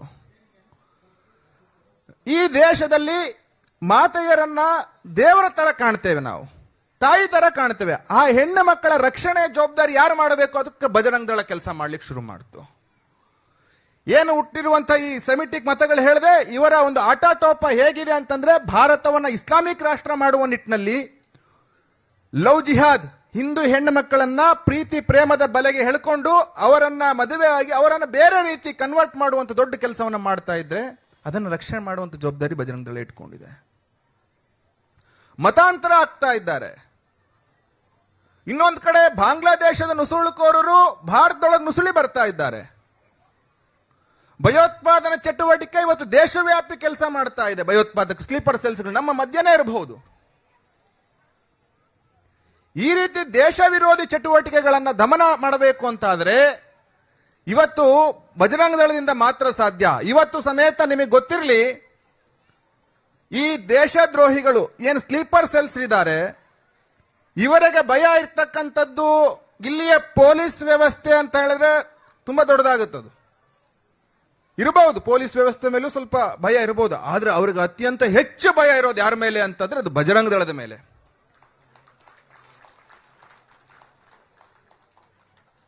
ಈ ಕಾರಣಕ್ಕೆ ಮೊನ್ನೆ ಇದು ಕಳೆದ ಚುನಾವಣೆ ಸಂದರ್ಭದಲ್ಲಿ ತಮಗೆ ಗೊತ್ತಿರಬಹುದು, ಇದು ರಾಜಕೀಯದ ವಿಷಯ ಅಲ್ಲ, ಬಜರಂಗ ದಳವನ್ನು ಬ್ಯಾನ್ ಮಾಡಬೇಕು ಅಂತ ಸರ್ಕಾರ ಹೊರಡ್ತು. ಯಾತಕ್ಕೆ ಬ್ಯಾನ್ ಮಾಡಬೇಕು ಅಂತ ಹೊರಟದು ಅಂತಂದ್ರೆ, ಒಂದಿಷ್ಟು ಜನ ಹೇಳಿದ್ರು ನಿಮಗೆ ಓಟ್ ಹತ್ತಬೇಕು ಅಂತಾದ್ರೆ, ಯಾರಂತ ಗೊತ್ತಿದೆ ನಿಮಗೆ, ಮತಾಂಧರು ನಾವು ನಿಮಗೆ ಈ ಪಕ್ಷಕ್ಕೆ ಓಟ್ ಹತ್ತಬೇಕು ಅಂತಂದ್ರೆ ನೀವು ಒಂದು ಸಂಘಟನೆಯನ್ನು ನಿಷೇಧ ಮಾಡಬೇಕು ಅಂತ. ಯಾಕೆ? ಇವ್ರ ಕಾರಣ ನಮ್ಮ ಏನಕ್ಕೆ ಕೆಲಸ ಮಾಡ್ಲಿಕ್ಕೆ ಬಿಡ್ತಾ ಇಲ್ಲ ಇವರು. ಅದಕ್ಕೋಸ್ಕರ ಬಜರಂಗ ದಳವನ್ನು ನೀವು ಬ್ಯಾನ್ ಮಾಡೋದಾದ್ರೆ ನಾವು ಬಜರಂಗ ದಳ ಬ್ಯಾನ್ ಮಾಡ್ತೀರ ಅನ್ನೋ ಕಾರಣಕ್ಕೆ ನಿಮಗೆ ಓಟ್ ಹೊತ್ತೀವಿ ಅಂತ ಹೇಳಿದ್ರು. ಅಂದ್ರೆ ಯೋಚನೆ ಮಾಡಿ, ದೇಶದ್ರೋಹಿಗಳಿಗೆ ಭಯ ಇರತಕ್ಕಂಥದ್ದು ಯಾರ ಮೇಲೆ? ಬಜರಂಗ ದಳದ ಮೇಲೆ. ಈ ಸಂಘಟನೆ 3 ಧ್ಯೇಯ ವಾಕ್ಯಗಳನ್ನ ಇಟ್ಕೊಂಡು ಕೆಲಸ ಮಾಡ್ತಾ ಇದೆ. ಸೇವಾ, ಸುರಕ್ಷಾ, ಸಂಸ್ಕಾರ ಅಂತ. ಸಮಾಜದಲ್ಲಿ ಸಮಸ್ಯೆ ಬಂದಾಗ ಸೇವೆ ಕೆಲಸವನ್ನ ಮಾಡ್ತಾ ಇದೆ. ನಾನು ಹೇಳಿದೆ, ಮಾತೆಯರ ರಕ್ಷಣೆಯಿಂದ ಹಿಡಿದು ಗೋವಿನ ರಕ್ಷಣೆಯಿಂದ ಹಿಡಿದು ಮಠ ಮಂದಿರಗಳ ರಕ್ಷಣೆಯನ್ನು ಮಾಡ್ತಾ ಇದೆ. ಇದು ಸುರಕ್ಷತೆಯ ಕೆಲಸಕ್ಕೆ ಸಂಬಂಧಪಟ್ಟಿದ್ದು. ಇದರ ಜೊತೆಯಲ್ಲಿ ಈ ಸಮಾಜದ ಮಕ್ಕಳಿಂದ ಹಿಡಿದು ಯುವಕರವರೆಗೆ ಸಂಸ್ಕಾರ ಕೊಡುವ ನಿಟ್ಟಿನಲ್ಲಿ ಹಲವಾರು ಸಂಸ್ಕಾರ ಶಿಬಿರಗಳನ್ನ ಬಜರಂಗ ದಳ ಆಯೋಜನೆ ಮಾಡ್ತಾ ಇದೆ. ಬಂಧುಗಳೇ, ನಾನು ಹೇಳಿದೆ, ದೇಶಕ್ಕೆ ಆಪತ್ತು ಬಂದಾಗ ಬಜರಂಗ ದಳ ಯಾವತ್ತೂ ಸನ್ನದ್ಧವಾಗಿ ನಿಂತ್ಕೊಂಡಿದ್ದೆ ಅಂತ. ಕೇವಲ ಹೋರಾಟಗಳು ಮಾತ್ರ ಅಲ್ಲ, ಯಾವುದೇ ಸಂದರ್ಭ, ತುರ್ತು ಪರಿಸ್ಥಿತಿ, ಎಂಥದ್ದೇ ಪರಿಸ್ಥಿತಿ, ಭೂಕಂಪ ಆಗಲಿ ಅಥವಾ ಬೇರೆ ಯಾವುದೇ ಮಳೆ ಬಂದು ಹಾನಿ ಆಗಲಿ, ಮೊದಲು ಬಜರಂಗ ದಳದ ಕಾರ್ಯಕರ್ತರು ಸೇವಾ ಚಟುವಟಿಕೆಗಿಳಿತಾರೆ. ತುಂಬಾ ದೂರದ ಉದಾಹರಣೆ ಹೇಳಿದ್ರೆ ತುಂಬಾ ಗೊತ್ತಾಗದೇ ಇರಬಹುದು. ಈಗ ಹೇಳ್ತೇನೆ, ನಮ್ಮ ಚಿತ್ರದುರ್ಗದಲ್ಲಿ ಏನು ಮಾಡ್ತಾ ಇದೆ, ಕೆಲವರು ಕೇಳ್ತಾ ಇರ್ತಾರೆ, ಗಣಪತಿ ಒಂದೇನಾ ಬಜರಂಗ ದಳದ ಕೆಲಸ ಅಂತ. ಅವ್ರಿಗೆ ಗಣಪತಿ ಮಾತ್ರ ಕಾಣ್ತಾ ಇರಬಹುದು ಅಷ್ಟೇ. ಯಾಕಂದ್ರೆ ಸೇವೆಯನ್ನ ಯಾವತ್ತು ಪ್ರಚಾರ ಮಾಡದೇ ಇರತಕ್ಕಂಥ ಸಂಘಟನೆ ಬಜರಂಗ ದಳ. ಸೇವೆಯನ್ನ ಪ್ರಚಾರ ಯಾವತ್ತೂ ಮಾಡಲಿಲ್ಲ. ಏನು ಕೆಲಸ ಮಾಡ್ತು ನಮಗೆಲ್ಲರಿಗೂ ಗೊತ್ತಿದೆ. ಮಹಾಮಾರಿ ಕೋವಿಡ್ ಬಂತಲ್ಲ, ಈ ಕೋವಿಡ್ ಸಂದರ್ಭದಲ್ಲಿ ಬಜರಂಗ ದಳ ಏನು ಕೆಲಸ ಮಾಡ್ತು ನಮಗೆ ಗೊತ್ತಿದೆಯಾ? ಇಲ್ಲಿರುವಂತವ್ರಿಗೆ ಏನು ಕೆಲಸ ಮಾಡ್ತು ಅಂತ ಹೇಳ್ತೇನೆ. ನಾನು ಅನಿವಾರ್ಯ ಹೇಳಬೇಕು ಅನ್ನೋ ಕಾರಣಕ್ಕೋಸ್ಕರ ಹೇಳ್ತಾ ಇದ್ದೇನೆ. ಯಾಕೆಂದ್ರೆ ರಾಷ್ಟ್ರ ರಕ್ಷಣೆ ಕೆಲಸ ಬಜರಂಗ ದಳದ್ದು ಅಂತ ಹೇಳಿದೆ ನಾನು. ರಾಷ್ಟ್ರ ರಕ್ಷಣೆ ಅಂತ ನಮ್ಮೆಲ್ಲರ ರಕ್ಷಣೆಯೇ. ದೇಶಕ್ಕೆ ಸಮಸ್ಯೆ ಬಂದಾಗ ಅದರ ರಕ್ಷಣೆ ಮಾಡುವಂಥ ಜವಾಬ್ದಾರಿ ಬಜರಂಗ ದಳ ತೆಗೆದುಕೊಂಡಿತ್ತು ಅಂತ ನಾನು ಹೇಳಿದೆ. ದೇಶಾದ್ಯಂತ ಕೋವಿಡ್ ಸಂದರ್ಭದಲ್ಲಿ ರಕ್ತದ ಅವಶ್ಯಕತೆ ಇದೆ ಅನ್ನೋ ಕಾರಣಕ್ಕೋಸ್ಕರ ಲಕ್ಷಾಂತರ ಯೂನಿಟ್ಗಳನ್ನ ಬಜರಂಗ ದಳದ ಕಾರ್ಯಕರ್ತರು ದಾನ ಮಾಡಿದ್ದಾರೆ. ಸರ್ಕಾರ ಇರಬಹುದು, ಇಲ್ಲಿನ ವ್ಯವಸ್ಥೆ ಇರಬಹುದು, ಅಲ್ಲಿರ್ತಕ್ಕಂಥ ಶವಗಳನ್ನು ಸಂಸ್ಕಾರ ಮಾಡ್ಲಿಕ್ಕೆ ಆಗದೇ ಇರುವಂತ ಪರಿಸ್ಥಿತಿ ಬಂದಾಗ, ಆ ಬಂದಿರತಕ್ಕಂಥ ಸಮಸ್ಯೆಗಳಿಗೆ, ಮಹಾಮಾರಿಗೆ ತುತ್ತಾಗಿರ್ತಕ್ಕಂಥ ಬಂಧುಗಳನ್ನ ಆಸ್ಪತ್ರೆಗೆ ಅವರಿಗೆ ಚಿಕಿತ್ಸೆಯನ್ನು ಕೊಡುವ ನಿಟ್ಟಿನಲ್ಲಿ ಸರ್ಕಾರವು ಮಾಡದೇ ಇರೋ ಕೆಲಸವನ್ನು ಬಜರಂಗ ದಳ ಮಾಡ್ತು. ಲಕ್ಷಾಂತರ ಜನ ರೋಗಿಗಳನ್ನ ಕೋವಿಡ್ ಸಂದರ್ಭದಲ್ಲಿ ತಮ್ಮ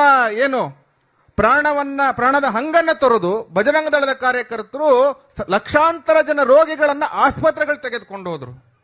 ಲಕ್ಷಾಂತರ ಜನ ಸಮಸ್ಯೆ ಬಂದಾಗ ಅವರಿಗೆ ನಿರಾಶ್ರಿತರಾಗುವಂತ ಪರಿಸ್ಥಿತಿ ಬಂತು. ಕೋವಿಡ್ ಸಂದರ್ಭದಲ್ಲಿ ಅವರಿಗೆ ಆಹಾರದ ಕಿಟ್ಗಳನ್ನು ಕೊಡ್ಲಿಕ್ಕೆ ಶುರು ಮಾಡಿದ್ರು. ಇದ್ರ ಜೊತೆಯಲ್ಲಿ ಸಾವಿನ ಸಂಖ್ಯೆ ನಮಗೆ ಗೊತ್ತಿತ್ತು, ಅದು ಕೈ ಮೀರಿ ಹೋಗ್ತಾ ಇತ್ತು. ಆ ಸಂದರ್ಭದಲ್ಲಿ ಕಾರ್ಯಕರ್ತರು ಯೋಚನೆ ಮಾಡಿದ್ರು, ಇಂತಹ ಪರಿಸ್ಥಿತಿಯಲ್ಲಿ ನಮ್ಮ ಸಂಸ್ಕಾರ ಆಗಬಾರದು. ಹಿಂದೂಗಳು ಸಂಸ್ಕಾರವನ್ನು ಅತ್ಯಂತ ಶ್ರದ್ಧೆಯಿಂದ ಮಾಡ್ತೇವೆ ನಾವು. ಈ ಪರಿಸ್ಥಿತಿಯಲ್ಲಿ ಅವರಿಗೆ ಏನು ಮಾಡ್ಲಿಕ್ಕೆ ಆಗದೆ ಇರುವಂತ ಪರಿಸ್ಥಿತಿ ಇದೆ. ಇದಕ್ಕೇನಾದ್ರೂ ಮಾಡಬೇಕು ಅಂತಂದಾಗ ಬಜರಂಗ ದಳ ತರಂಡ್ರು ಹೇಳಿದ್ರು, ನಾವು ಈ ಕೆಲಸವನ್ನು ಮಾಡ್ತೇವೆ. ಹೀಗೆ ಯೋಚನೆ ಮಾಡಿ ಸಾವಿರಾರು ಜನರ ಸಂಸ್ಕಾರವನ್ನ ಬಜರಂಗ ದಳದ ಕಾರ್ಯಕರ್ತರು ಕೋವಿಡ್ ಸಂದರ್ಭದಲ್ಲಿ ಮಾಡಿದ್ರು. ಕೋವಿಡ್ ಸಂದರ್ಭ ಅಂದ್ರೆ ನಮಗೆ ಗೊತ್ತಿದೆ, ಸ್ವಂತ ಮನೆಯವರು ಸಮೇತ ಆ ಹೆಣವನ್ನ ಮುಟ್ಟದೇ ಇರುವಂತ ಪರಿಸ್ಥಿತಿ. ಆದರೆ ಬಜರಂಗ ದಳದ ಕಾರ್ಯಕರ್ತರು ಅವರ ಮನೆಯಲ್ಲಿ ಯಾವ ರೀತಿ ಸಂಸ್ಕಾರ ಆಗ್ತಾ ಇತ್ತೋ ಆ ಸಂಸ್ಕಾರ ಅದರ ರೀತಿಯಲ್ಲೇ ಸಂಸ್ಕಾರವನ್ನು ಮಾಡಿಕೊಟ್ರು. ಚಿತ್ರದುರ್ಗದಲ್ಲಿ 262 ಶವ ಸಂಸ್ಕಾರವನ್ನ ನಮ್ಮ ಬಜರಂಗ ದಳದ ಕಾರ್ಯಕರ್ತರು ಮಾಡಿದ್ದಾರೆ ಸ್ನೇಹಿತರೆ. ಯೋಚನೆ ಮಾಡಿ ಬಜರಂಗ ದಳ ಏನು ಮಾಡ್ತು ಅಂತ. ಎಲ್ಲಿಯೂ ಪ್ರಚಾರ ಮಾಡಲಿಲ್ಲ ಈ ಕೆಲಸವನ್ನ. ಅದರಲ್ಲಿ 50-60ಕ್ಕೂ ಹೆಚ್ಚು ಜನ ಅವರ ಅಸ್ಥಿಗಳನ್ನು ತೆಗೆದುಕೊಂಡು ಹೋಗ್ಲಿಕ್ಕೆ ಯಾರೂ ಬರಲಿಲ್ಲ. ಅವರು ಕೂಡ ಸಂಸ್ಕಾರವನ್ನ ನಮ್ಮ ಕಾರ್ಯಕರ್ತರು ಮಾಡಿದ್ರು. ಅವತ್ತಿನ ದಿನಗಳಲ್ಲಿ ಟ್ರೀಟ್ಮೆಂಟ್ ಕೊಡ್ಲಿಕ್ಕೆ ಚಿತ್ರದುರ್ಗದಲ್ಲಿ ಸುಮಾರು ಜನ ಏನು ಇಲ್ಲ ಅಂತಂದಾಗ ಸರ್ಕಾರದಲ್ಲಿ ಆಂಬ್ಯುಲೆನ್ಸ್ ವ್ಯವಸ್ಥೆ ಕಮ್ಮಿ ಇದೆ, ಏನು ಮಾಡ್ಲಿಕ್ಕೆ ಆಗ್ತಾ ಇಲ್ಲ ಅಂತ ಪರಿಸ್ಥಿತಿಯಲ್ಲಿ ನಮ್ಮ ಕಾರ್ಯಕರ್ತರು ತಮ್ಮ ವೆಹಿಕಲ್ಗಳಿಗೆ ಸರ್ಕಾರದಿಂದ ಅನುಮತಿಯನ್ನು ಪಡೆದು ಆಂಬ್ಯುಲೆನ್ಸ್ಗಳಾಗಿ ಪರಿವರ್ತನೆ ಮಾಡಿ ಯಾರ್ಯಾರು ಪೇಷಂಟ್ಗಳಿದ್ದಾರೆ ಅವ್ರಿಗೊಂದು ನಂಬರನ್ನು ಕೊಟ್ಟು, ತುರ್ತು ನಂಬರನ್ನು ಕೊಟ್ಟು, ಎಮರ್ಜೆನ್ಸಿ ನಂಬರ್ ಅಂತ ಹೇಳಿ ತಕ್ಷಣ ಅವರನ್ನು ಆಸ್ಪತ್ರೆಗೆ ಸೇರಿಸುವಂತ ಕೆಲಸ ಕೂಡ ಬಜರಂಗ ದಳದ ಕಾರ್ಯಕರ್ತರು ಮಾಡಿದ್ರು. ಹೀಗೆ ನಿರಂತರವಾಗಿ ಸಮಸ್ಯೆ ಬಂದಾಗ ನಿಂತ್ಕೊಳ್ಳುವಂತ ಏಕೈಕ ಸಂಘಟನೆ ಅಂದ್ರೆ ಅದು ಬಜರಂಗ ದಳ. ವಿಶ್ವ ಹಿಂದೂ ಪರಿಷತ್ನ 50ನೇ ವರ್ಷದಲ್ಲಿ, ಅಂದ್ರೆ ಈಗ 60 ವರ್ಷ ತುಂಬುತ್ತೆ, ಷಷ್ಠಿ ಪೂರ್ತಿ ನಾವು ಹಾಕಿದ್ದೇವೆ. ಇದಕ್ಕೆ 50 ವರ್ಷ ತುಂಬಿದಾಗ ಬಜರಂಗ ದಳದ ವಿಶ್ವ ಹಿಂದೂ ಪರಿಷತ್ನ ಹಿರಿಯರು ಕರೆ ಕೊಟ್ಟರು, ದೇಶದಲ್ಲಿ ಏಕಕಾಲದಲ್ಲಿ ಬೃಹತ್ ಮಟ್ಟದಲ್ಲಿ ರಕ್ತದಾನ ಶಿಬಿರ ಆಗಬೇಕು ಅಂತ. ಇವತ್ತು ರೆಕಾರ್ಡ್ ಬ್ರೇಕ್ ಮಾಡಕ್ಕಂತ ಯಾರ ಕೈಲೂ ಆಗಿಲ್ಲ. 87,000 ಜನ ಯುವಕರು ಏಕಕಾಲದಲ್ಲಿ ಒಂದೇ ದಿನ 87,000 ಯೂನಿಟ್ ರಕ್ತವನ್ನು ನಮ್ಮ ಕಾರ್ಯಕರ್ತರು ಕೊಟ್ಟಿದ್ದಾರೆ ಇಡೀ ದೇಶದಲ್ಲಿ. ಬಂಧುಗಳೇ, ಹೇಳಿದೆ ನಾನು, ಸೇವಾ, ಸುರಕ್ಷಾ, ಸಂಸ್ಕಾರ ಈ 3 ವಿಷಯಗಳನ್ನ ಇಟ್ಕೊಂಡು ಸಂಘಟನೆ ಕೆಲಸ ಮಾಡ್ತಾ ಇದೆ. ಇವತ್ತು ನಮ್ಮ ಮಧ್ಯವೇ ಭಾರಿ ದೊಡ್ಡ ಸಮಸ್ಯೆಗಳು ಬಂದು ನಿಂತ್ಕೊಂಡಿದ್ದೇವೆ. ಹೇಗೆ ಅಂತಂದ್ರೆ ನಮಗೆ ಗೊತ್ತಿಲ್ಲ, ಎಲ್ಲೋ ಕೇಳ್ತಾ ಇರ್ತಕ್ಕಂಥ ಭಯೋತ್ಪಾದನೆ ನಮ್ಮ ಮನೆಯ ಬಾಗಿಲನ್ನ ಮುಟ್ತಾ ಇದೆ. ಆದರೆ ಸಮಾಜ ಎಚ್ಚೆತ್ಕೊಳ್ಬೇಕಿತ್ತು, ಇನ್ನು ಎಚ್ಚೆತ್ಕೊಳ್ಳುವಂಥ ಪರಿಸ್ಥಿತಿಯಲ್ಲಿ ನಾವಿಲ್ಲ. ಎಲ್ಲ ಕೇಳುವಂತಹ ಲವ್ ಜಿಹಾದ್ ನಮ್ಮ ಮನೆಯ ಹೆಣ್ಣು ಮಕ್ಕಳನ್ನ ಹಿಡ್ಕೊಂಡು ಬಾಧಿಸ್ತಾ ಇದೆ, ಗೊತ್ತಾಗ್ತಾ ಇಲ್ಲ ನಮಗೆ. ಮತಾಂತರ ನಮ್ಮ ಮನೆಯ ಬಾಗಿಲಿಗೆ ಬಂದು ನಿಂತ್ಕೊಂಡಿದೆ. ಲ್ಯಾಂಡ್ ಜಿಹಾದ್ ಇವತ್ತು ನಮ್ಮ ಎಷ್ಟೋ ಸ್ಥಳಗಳು ಬೇರೆ ಬೇರೆ ಕಾರಣಕ್ಕೆ ಮತದವರು ಅದನ್ನು ಆಕ್ರಮಿಸಿ ನಿಂತ್ಕೊಂಡಿದ್ದಾರೆ. ಇವತ್ತು ನಾವೇನು ಮಾಡುವಂತ ಪರಿಸ್ಥಿತಿ ಇಲ್ಲ. ಆದರೆ ಬಜರಂಗ ದಳದ ಕಾರ್ಯಕರ್ತರು ನಿರಂತರವಾಗಿ ಈ ಕೆಲಸದಲ್ಲಿ ಮಾಡ್ತಾ ಇದ್ದಾರೆ. ಕೆಲವು ಸಾರಿ ಕಾರ್ಯಕರ್ತರಿಗೂ ಬೇಜಾರಾಗಿರೋ ಸನ್ನಿವೇಶಗಳಿದ್ದಾವೆ. ರಾತ್ರಿ 12 ಗಂಟೆಗೆ ಫೋನ್ ಮಾಡಿ ಹಸುಗಳು ಹೋಗ್ತಾ ಇದ್ದಾರೆ, ನೀವೇನು ತಡೀಬಹುದಾ ಅಂತ. 12 ಗಂಟೆ 1 ಗಂಟೆ ಈ ಸಮಯದಲ್ಲಿ ಕಾರ್ಯಕರ್ತರು ಫೋನ್ ಮಾಡಿದಾಗ ಯಾರೂ ತಪ್ಪು ತಿಳ್ಕೊಳ್ಳಿಲ್ಲ. ಯಾಕೆ ಅಂತಂದ್ರೆ ಇದು ನನ್ನ ಕೆಲಸ, ಇದು ಗೋಮಾತೆಯ ರಕ್ಷಣೆ ನನ್ನ ಕೆಲಸ, ಹೆಣ್ಣು ಮಕ್ಕಳ ರಕ್ಷಣೆ ನನ್ನ ಕೆಲಸ. ಹಾಗೆ ಭಾವಿಸಿದ ಕಾರಣಕ್ಕೋಸ್ಕರ ನಮ್ಮ ಬಜರಂಗ ದಳದ ಕಾರ್ಯಕರ್ತರು ರಾತ್ರಿ 12 ಗಂಟೆ 2 ಗಂಟೆ 3 ಗಂಟೆ 4 ಗಂಟೆಯಲ್ಲಿ ಕಾರ್ಯಾಚರಣೆ ಮಾಡಿ ಸುರಕ್ಷಿತವಾಗಿ ಗೋವುಗಳನ್ನು ರಕ್ಷಣೆ ಮಾಡಿದ್ದಾರೆ. ಎಷ್ಟೋ ಹೆಣ್ಣು ಮಕ್ಕಳು ಲವ್ ಜಿಹಾದಿಗೆ ಬಲಿಯಾಗಿ ಯಾವುದೋ ಪ್ರದೇಶದಲ್ಲಿ ಸಿಕ್ಕಾಕೊಂಡಾಗ ಯಾರೋ ಫೋನ್ ಮಾಡಿದಾಗ ನಮ್ಮ ಕಾರ್ಯಕರ್ತರು ಹೋಗಿ ಆ ಹೆಣ್ಣು ಮಕ್ಕಳನ್ನ ಕರ್ಕೊಂಡು ಬಂದು ಅವರ ಮನೆಗೆ ಒಪ್ಪಿಸಿರ್ತಕ್ಕಂಥ ಎಷ್ಟೋ ನಿದರ್ಶನಗಳು ನಮ್ಮ ಮುಂದೆ ಇದ್ದಾವೆ. ಎಷ್ಟೋ ಗೋವುಗಳನ್ನ ದಾರಿಯಲ್ಲಿ ಗೊತ್ತಾಗದೆ ಗಾಡಿಗಳು ಹೊಡೆದು ನಿಂತ್ಕೊಂಡಾಗ ಕಾರ್ಯಕರ್ತರು ಹೋಗಿ ಆ ಗೋವುಗಳನ್ನ ರಕ್ಷಣೆ ಮಾಡ್ಕೊಂಡು ಬಂದು ಅದನ್ನ ಚಿಕಿತ್ಸೆ ಕೊಟ್ಟು ಗೋಶಾಲೆಗಳನ್ನ ಕಳಿಸಿರುವಂತಹ ಎಷ್ಟೋ ಕೆಲಸಗಳು ನಮ್ಮ ಕಾರ್ಯಕರ್ತರು ಮಾಡಿದ್ದಾರೆ. ಹೀಗೆ ಹಲವು ಕೆಲಸಗಳಲ್ಲಿ ಬಜರಂಗ ದಳ ಮಾಡ್ತಾ ಇದೆ. ಇದ್ರ ಜೊತೆಯಲ್ಲಿ ವ್ಯಸನ ಮುಕ್ತ ಭಾರತ ನಿರ್ಮಾಣ ಆಗಬೇಕು ಅಂತ ಇವತ್ತು ನಾವೆಲ್ಲರೂ ಇದ್ದೇವೆ ಮನೆಯಲ್ಲಿ. ಎಷ್ಟೋ ಯುವಕರು ಇವತ್ತು ದಾರಿ ತಪ್ಪುವಂತ ವ್ಯವಸ್ಥೆಯಲ್ಲಿದೆ. ಆದರೆ ಬಜರಂಗ ದಳದ ಕಾರ್ಯಕರ್ತರು ವ್ಯಸನ ಮುಕ್ತ ಭಾರತದ ನಿರ್ಮಾಣಕ್ಕೋಸ್ಕರ ಅಭಿಯಾನಗಳನ್ನು ಆಯೋಜನೆ ಮಾಡ್ತಾ ಇದ್ದೇವೆ, ಶಿಬಿರಗಳನ್ನು ಆಯೋಜನೆ ಮಾಡ್ತಾ ಇದ್ದೇವೆ. ಯುವಕರು ರಾಷ್ಟ್ರ ಭಕ್ತಿಯ ಕೆಲಸದಲ್ಲಿ ತೊಡಗಬೇಕು, ರಾಷ್ಟ್ರ ಜಾಗೃತಿಯಲ್ಲಿ ಭಾಗವಹಿಸಬೇಕು ಅನ್ನೋ ನಿಟ್ಟಿನಲ್ಲಿ ಅವರನ್ನ ವ್ಯಸನ ಮುಕ್ತದಿಂದ ಹೊರಗಡೆ ತಂದು ಈ ರಾಷ್ಟ್ರ ಕಾರ್ಯದಲ್ಲಿ ಧುಮುಕಿಸುವಂತ ಕೆಲಸ ಬಜರಂಗ ದಳ ಮಾಡ್ತಾ ಇದೆ. ಭಯೋತ್ಪಾದನಾ ವಿರೋಧಿ ಸಪ್ತಾಹ ಅಂತ ಮಾಡ್ತಾ ಇದೆ. ಹಲವು ಚಟುವಟಿಕೆಗಳನ್ನು ಬಜರಂಗ ದಳ ಮಾಡ್ತಾ ಇದೆ. ತಮಗೆ ಗೊತ್ತಿರಬಹುದು, ಇವತ್ತು ನಾವೆಲ್ಲರೂ ಬೂಡ ಅಮರನಾಥನ ಕೇಳುತ್ತೇವೆ ನಾವು. ಬೂಡ ಅಮರನಾಥ ದೇವಸ್ಥಾನಕ್ಕೆ ಹೋಗಬೇಕು ಅಂತಾದ್ರೆ ಅಷ್ಟು ಸುಲಭವಾದ ಪರಿಸ್ಥಿತಿ ಇರಲಿಲ್ಲ. ಟೆರರಿಸ್ಟ್ಗಳು ಹೇಳ್ತಾರೆ, ನಿಮ್ಮ ಬೂಡ ಅಮರನಾಥವನ್ನ ಮರೆತು ಬಿಡಿ, ನೀವು ಅಲ್ಲಿ ಯಾರಾದರೂ ಬಂದ್ರೆ ಬಿಡೋದಿಲ್ಲ ಅಂತ ಹೇಳಿದ್ರು. ಯಾವಾಗ ರಾಮನಿಗೆ ಇವರು ಸವಾಲು ಹಾಕಿದ್ರು, ಅದೇ ರೀತಿಯ ಸವಾಲನ್ನು ಮತ್ತಾಕಿದಾಗ ಬಜರಂಗ ದಳ ಈ ಸವಾಲನ್ನು ಸ್ವೀಕಾರ ಮಾಡಿತು. ಸಾಹಸ ಯಾತ್ರೆ ಅಂತ ತೆಗೀತು. ಯಾವಾಗ ಬಜರಂಗ ದಳ ಸಾಹಸ ಯಾತ್ರೆ ತೆಗೀತು, ಅಷ್ಟು ಸುಲಭವಾದ ಪರಿಸ್ಥಿತಿ ಇರಲಿಲ್ಲ. ಅಲ್ಲಿ ಟೆರರಿಸ್ಟ್ಗಳು ತುಂಬಾ ಜನ ಇದ್ದಾರೆ ಬೂಡ ಅಮರನಾಥದಲ್ಲಿ. ಆದರೆ ಈ ಬಜರಂಗ ದಳ ಸಾಹಸ ಯಾತ್ರೆ ಕೊಟ್ಟಾಗ ಲಕ್ಷಾಂತರ ಯುವಕರು ಅಮರನಾಥನ ಯಾತ್ರೆಗೆ ಹೋಗ್ತಾ ಇದ್ದಾರೆ. ಇವತ್ತು ಅಮರನಾಥ ಇವತ್ತೇನಾದ್ರೂ ನಮಗೆ ಹಿಂದೂಗಳು ಉಳ್ಕೊಂಡಿದೆ ಅಂತ ಆದ್ರೆ ಅದು ಬಜರಂಗ ದಳದ ಕಾರಣಕ್ಕೋಸ್ಕರ. ಇವತ್ತು ತಿರುಪತಿ ತಿಮ್ಮಪ್ಪನ ದೇವಸ್ಥಾನ ಇದೆ, ಆ 7 ಬೆಟ್ಟದಲ್ಲಿ 5 ಬೆಟ್ಟಗಳು ಕ್ರಿಶ್ಚಿಯನ್ರಿಗೆ ಸೇರಿರ್ತಕ್ಕಂಥದ್ದು ಅಂತ ಅಲ್ಲಿಯ ಸರ್ಕಾರ ಹೇಳಿದಾಗ ಇದನ್ನ ಬಜರಂಗ ದಳ ಹೋರಾಟ ತೆಗೆದುಕೊಳ್ತು. ಯಾವಾಗ ಬಜರಂಗ ದಳ ಈ ಹೋರಾಟವನ್ನ ಮುಟ್ತೋ ಅಲ್ಲಿಯ ಸರ್ಕಾರ ಹೇಳ್ತು, ಇದ್ರ ತಂಟೆಗೆ ನಾವು ಹೋಗೋದಿಲ್ಲ, ತಿರುಪತಿ ತಿಮ್ಮಪ್ಪನ 7 ಬೆಟ್ಟಗಳು ಸರ್ವಶ್ರೇಷ್ಠ, ಇದನ್ನ ಯಾವ ಕಾರಣಕ್ಕೂ ನಾವು ತಲೆ ಹಾಕಲ್ಲ ಅಂತ ಹೇಳ್ತು. ಜಗತ್ತಿನಲ್ಲಿ ಹಿಂದೂ ಸಮಾಜವನ್ನ ಗುರುತು ಮಾಡಬೇಕಾದ್ರೆ ಇತಿಹಾಸಕ್ಕೆ ಹೋಗಬೇಕಾಗುತ್ತೆ. ಎಷ್ಟು ವರ್ಷಗಳು, ಸಾವಿರಾರು ವರ್ಷಗಳು. ಎಲ್ಲಿ ಸಿಗುತ್ತೆ ಅಂತ ಹೇಳಿದ್ರೆ ಅಮೆರಿಕದ ನಾಸಾ ಹೇಳ್ತು ರಾಮ ಸೇತುವೆ ಅಂತ ಹೇಳ್ತು. ಈ ರಾಮ ಸೇತುವೆಯನ್ನು ಹೊಡಿಲಿಕ್ಕೆ ಹೋದಾಗ ಬಜರಂಗ ದಳ ಹೋರಾಟವನ್ನು ಮತ್ತೆ ಕೈಗೆತ್ತಿಕೊಳ್ತು ರಾಮ ಸೇತುವೆ ರಕ್ಷಣೆ ಮಾಡುವ ನಿಟ್ಟಿನಲ್ಲಿ. ಯಾವಾಗ ಬಜರಂಗ ದಳ ಕೈಗೆತ್ತಿಕೊಳ್ತೋ ಅವತ್ತು ಸರ್ಕಾರ, ಕೇಂದ್ರ ಸರ್ಕಾರ ಇರ್ಬೋದು, ತಮಿಳುನಾಡಿನ ಕರುಣಾನಿಧಿ ಸರ್ಕಾರ ಇರ್ಬೋದು, ಆ ಹೋರಾಟವನ್ನು ಕೈ ಬಿಡ್ತು. ನಮಗೆ ಗೊತ್ತಿರಬಹುದು, ದತ್ತಾತ್ರೇಯ ಸ್ವಾಮಿಯ ದೇವಸ್ಥಾನದಲ್ಲಿ ಇರ್ತಕ್ಕಂಥ ಸ್ಥಳದಲ್ಲಿ ಚಂದ್ರದ್ರೋಣ ಪರ್ವತ ಅಂತ ಕೇಳ್ತೇವೆ ಚಿಕ್ಕಮಂಗ್ಳೂರಲ್ಲಿ, ಅದನ್ನ ಬಾಬಾ ಬುಡನ್ ಅಂತ ಬದಲಾಯಿಸಿದ್ರು. ಇದು ಲ್ಯಾಂಡ್ ಜಿಹಾದ್ ಅಂತ ಹೇಳ್ತೇವೆ. ಇದನ್ನ ಹೋರಾಟವನ್ನ ಎತ್ಕೊಂಡು ಪ್ರತಿ ವರ್ಷ ಬಜರಂಗ ದಳದ ಕಾರ್ಯಕರ್ತರು ದತ್ತಪೀಠ ಯಾತ್ರೆಯನ್ನ ಮಾಡ್ತಾರೆ. ಈ ಕಾರಣಕ್ಕೋಸ್ಕರ ಇವತ್ತು ಬಜರಂಗ ದಳಕ್ಕೋಸ್ಕರ ದತ್ತಪೀಠ ಉಳ್ಕೊಂಡಿದೆ. ಹಿಂದೂಗಳಿಗೋಗಿ ದತ್ತಪೀಠ ಉಳ್ಕೊಂಡಿದೆ ಬಂಧುಗಳೇ. ಕೇವಲ ದತ್ತಪೀಠ ಮಾತ್ರ ಅಲ್ಲ, ಹಂಪಿಯನ್ನು ಸಮೇತ ಮತಾಂಧರು ಬೇರೆ ರೀತಿ ಬದಲಾಯಿಸ್ಲಿಕ್ಕೆ ಹೋದಾಗ ಅಲ್ಲಿ ಹಂಪಿಯಲ್ಲಿ ಹನುಮಾನ್ ಮಾಲಾಧಾರಣೆಯನ್ನ ಬಜರಂಗ ದಳ ಪ್ರಾರಂಭ ಮಾಡ್ತು. ಇವತ್ತು ಹಂಪಿ ಅತ್ಯಂತ ಶ್ರದ್ಧಾ ಕೇಂದ್ರವಾಗಿ ಉಳ್ಕೊಂಡಿದೆ ಅಂತಂದ್ರು ಬಜರಂಗ ದಳದ ಕಾರ್ಯಕ್ಕೋಸ್ಕರ. ಹೀಗೆ ನೂರಾರು ಕೆಲಸವನ್ನ ಬಜರಂಗ ದಳ ನಿರಂತರ ಮಾಡ್ತಾ ಇದೆ. ಇವತ್ತು ನಾವು ಕೂಡ ನಮ್ಮ ಮಕ್ಕಳನ್ನ ಈ ಕೆಲಸಕ್ಕೆ ಧುಮುಕಿಸ್ಬೇಕು. ಇವತ್ತು ಗಣಪತಿಯನ್ನ ಕೇವಲ ಭಕ್ತಿ ಅಷ್ಟೇ ಅಲ್ಲ, ಈ ಗಣಪತಿಯಿಂದ ರಾಷ್ಟ್ರಭಕ್ತಿಯೆಡೆ ಯುವಕರನ್ನು ತರಬೇಕು ಅನ್ನೋ ನಿಟ್ಟಿನಲ್ಲಿ ಯಾವ ಬಾಲಗಂಗಾಧರ ತಿಲಕರ ಯೋಚನೆ ಇತ್ತೋ ಅದರ ನಿಟ್ಟಿನಲ್ಲಿ ಚಿತ್ರದುರ್ಗದಲ್ಲಿ ಹಿಂದೂ ಮಹಾಗಣಪತಿ ಪ್ರಾರಂಭ ಆಗಿದೆ. ಈ ನಿಟ್ಟಿನಲ್ಲಿ ತುಂಬಾ ಚೆನ್ನಾಗಿ ಆಗ್ತಾ ಇದೆ. ಪ್ರತಿನಿತ್ಯವೂ ಸಮೇತ ಧಾರ್ಮಿಕ ಸಭೆಗಳು ನಡೀತಾ ಇದ್ದಾವೆ. ಧಾರ್ಮಿಕ ಸಭೆಗಳು ನಡೆದಾಗ ನಮ್ಮ ಮಕ್ಕಳನ್ನು ಕರ್ಕೊಂಡು ಬರಬೇಕು, ನಾವು ಕೂಡ ಪ್ರತಿನಿತ್ಯ ಬರಬೇಕು. ಯಾಕೆ ಅಂತಂದ್ರೆ ನಮ್ಮ ಮಕ್ಕಳಿಗೆ ಸಂಸ್ಕಾರ ಸಿಗದೆ ಹೋದ್ರೆ ಮುಂದೆ ಭಾರಿ ದೊಡ್ಡ ಅನಾಹುತ ಇವತ್ತು ನಮ್ಮ ಮುಂದೆ ಕಣ್ಮುಂದೆ ಇದೆ. ಹಾಗಾಗಿ ಬಂಧುಗಳ ನಿಮ್ಮೆಲ್ಲರಲ್ಲಿ ಕೇಳ್ಕೊಳ್ಳೋದಿಷ್ಟೇ, ನಮ್ಮ ಮಕ್ಕಳನ್ನ ಇಂತಹ ದೇಶಭಕ್ತಿ ಸಂಘಟನೆಯಲ್ಲಿ ತಾವೆಲ್ಲರೂ ಕಳಿಸಬೇಕು. ರಾಷ್ಟ್ರ ರಕ್ಷಣೆ ಜವಾಬ್ದಾರಿ ನಮ್ಮೆಲ್ಲರ ಮೇಲೂ ಇದೆ. ಭಾರತವನ್ನ ಭಾರತವಾಗಿ ಉಳಿಸಬೇಕು ಅಂತಂದ್ರೆ ನಾವೆಲ್ಲರೂ ಕೂಡ ಪಣ ತೊಟ್ಟು ಈ ಕಾರ್ಯದಲ್ಲಿ ಧುಮುಕಬೇಕು. ಹಾಗಾಗಿ ಮತ್ತೊಮ್ಮೆ ತಮ್ಮಲ್ಲಿ ಕೇಳ್ಕೊಳ್ತೇನೆ, ನಿಮ್ಮ ಮಕ್ಕಳನ್ನ ಈ ರಾಷ್ಟ್ರ ಕಾರ್ಯದಲ್ಲಿ ತೊಡಗಿಸ್ಬೇಕು, ಬಜರಂಗ ದಳಕ್ಕೆ ಸೇರಿಸಬೇಕು. ಇವತ್ತು ಹೇಳ್ತಾರೆ ದೇಶದ ಬಲ ಅಂತ ಹೇಳಿದ್ರೆ ಅದು ಬಜರಂಗ ದಳ ಅಂತ. ಇಂತಹ ಸಂಘಟನೆಯಲ್ಲಿ ಸೇರಿಸೋದ್ರಿಂದ ನಮ್ಮ ಮಕ್ಕಳು ಮುಂದೆ ಧರ್ಮ ರಕ್ಷಣೆ ಕಾರ್ಯದಲ್ಲಿ ತೊಡಗುತ್ತಾರೆ. ಹಾಗಾಗಿ ನಾವೆಲ್ಲರೂ ಸಮೇತ ಈ ಕಾರ್ಯದಲ್ಲಿ ಜೋಡಿಸ್ಕೊಳ್ಳೋಣ ಅಂತ ಹೇಳ್ತಾ ನನ್ನ ಮಾತು ಮುಗಿಸ್ತೇನೆ. ಜೈ ಶ್ರೀರಾಮ್, ಜೈ ಭಾರತ್ ಮಾತೆ.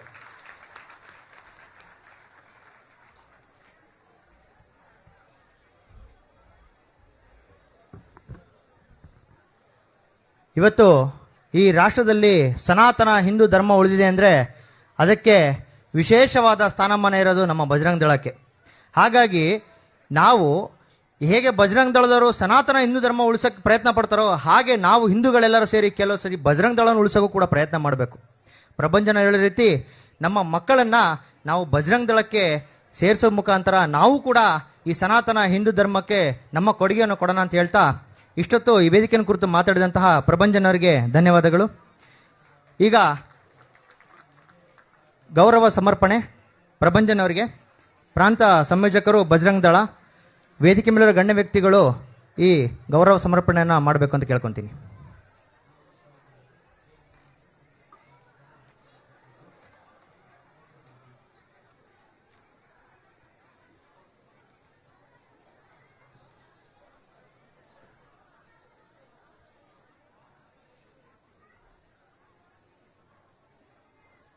ಬೋಲೋ ಭಾರತ್ ಮಾತಾ ಕೀ.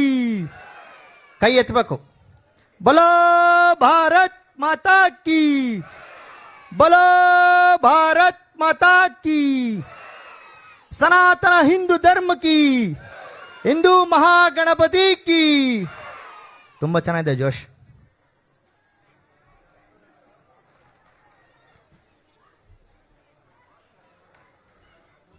ಗೌರವ ಸಮರ್ಪಣೆ ಮಾಡಿದಂತಹ ಎಲ್ಲ ಗಣ್ಯ ವ್ಯಕ್ತಿಗಳಿಗೆ ಧನ್ಯವಾದಗಳು.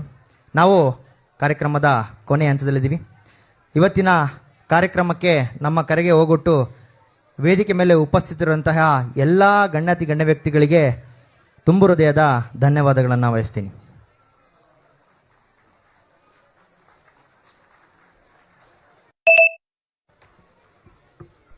ಈಗ ಸಾಂಸ್ಕೃತಿಕ ಕಾರ್ಯಕ್ರಮ ಆರಂಭ ಆಗುತ್ತೆ.